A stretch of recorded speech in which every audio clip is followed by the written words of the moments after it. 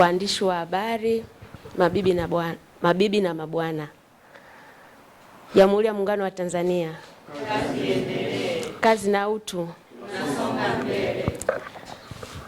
Kwa majina naitwa Nyamizi Simon Muhoja, mbunge viti maalum, kundi la watu wenye ulemavu.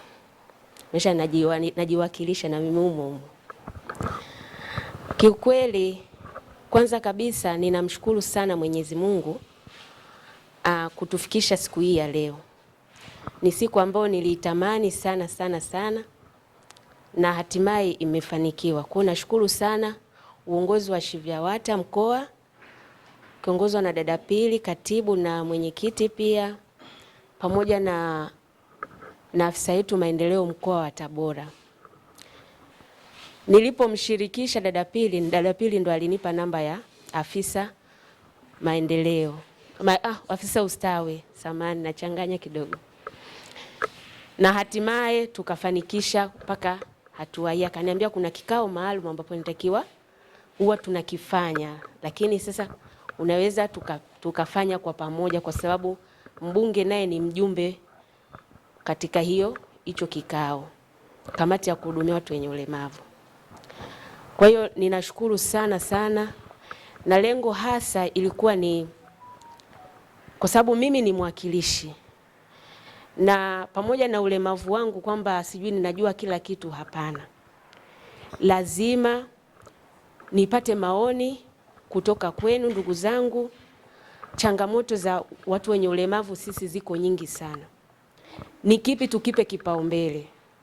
Nina imani mawazo ya kwetu sisi hapa ndio changamoto za watu wenye ulemavu Tanzania nzima. Kama zitatofautiana basi kwa kidogo sana. Na kwa kuwa mimi ni mzaliwa wa hapa Tabora, nimeona nianzie wapi? Nyumbani.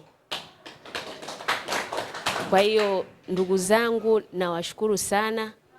Naona viongozi wangu kutoka wilayani. Kwa hiyo nawashukuru sana. Namuona Mkarimani pale na nafarijika kwa kweli. Kipekee zaidi kabla ya kuendelea na mengi, nishukuru tu mkoa wa Tabora. Kakaangu unafanya kazi kubwa na timu yako. Kwa kweli tumpongeze kaka yetu Abakus, anafanya kazi kubwa sana kuhakikisha mambo ya wenye ulemavu. Yaani yeye ni ajenda yake kuu. Kwa kweli mimi nimetembea mikoa tofauti, lakini hapa afisa yetu maendeleo ni mfano wa kuigwa. Namna ya kuhudumia watu wenye ulemavu ni mfano wa kuigwa. Na uzuri sio mchoyo. Anajua kabisa kwamba anatambua maana ya uongozi ni nini. Kiongozi ukienda peke yako hufiki mbali. Ila ukienda na wengi inamaanisha mtafika mbali. Inamaanisha anaamini katika nguvu ya kufanya kazi kwa pamoja. Na mimi hivyo nafuata nyayo zake. Naamini kwa pamoja mwenyekiti kakaangu Amos, mambo ya watu wenye ulemavu yatasonga mbele na yatafanikiwa kwa kiasi kikubwa sana.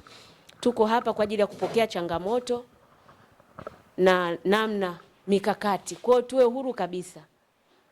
Sisi wenyewe wenye ulemavu tukikutana tunaongea vizuri bila kufichana. Si ndio jamani?